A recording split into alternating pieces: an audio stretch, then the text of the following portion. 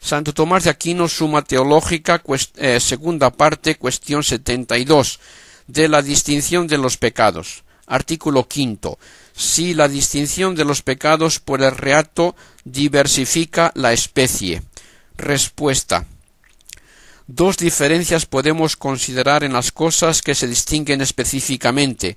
Una determinante de la distinción en especies, que no se da sino en especies diversas como racional e irracional, animado e inanimado. Otra que se sobreañade a la diferencia específica, y esta, aunque muchas veces se dé con una distinción específica, puede hallarse incluso dentro de la misma especie. Así, por ejemplo, el color blanco y negro en el cisne y en el cuervo brotan de una diferencia específica, y sin embargo es una diferencia de color que se encuentra también entre los mismos hombres.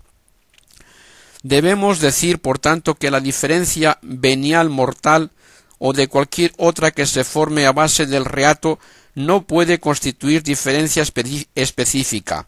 Lo accidental nunca constituye especie propia, y no hay duda de que todo lo que es ajeno a la intención de la gente es accidental, como repite Aristóteles. La pena está al margen de toda intención del sujeto que peca. Se relaciona, es verdad, con el pecado, pero exteriormente, es decir, por la justicia del juez, que impone diversos castigos según la diversidad de pecados. Luego, la diferencia tomada del reato de pena puede verificarse en pecados de diversa especie, pero nunca la constituye. De hecho, la diferencia entre pecado venial y mortal es diferencia consecutiva de la diversidad de desorden en que se completa la razón formal de pecado. Pero existe un doble desorden, uno por sustracción del principio del orden, otro que, salvando dicho principio, se desvía en ciertas cosas posteriores a él. Así sucede también en el cuerpo animal. Unas veces el desorden llega hasta la destrucción del principio vital, es la muerte. Otras, en cambio, respetando la vida, hay desarreglo de los humores, es la enfermedad.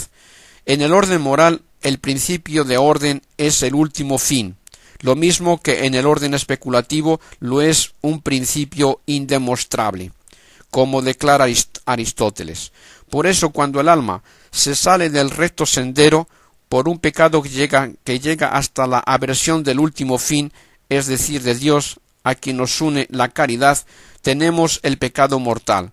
Cuando se da una desviación inferior a la aversión de Dios, caemos en el pecado venial, algo semejante a lo que sucede en el orden natural.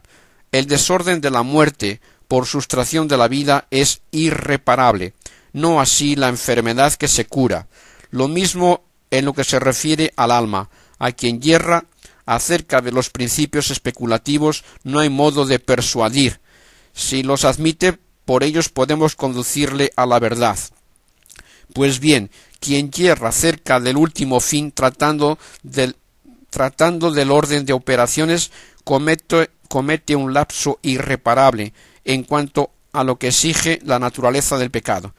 Por eso se dice que peca mortalmente, que merece la pena eterna. En cambio, quien anda desordenado en sus acciones, pero en grado inferior a la aversión de Dios, su caída es reparable, por la misma razón de pecado. Ha salvado el principio de orden.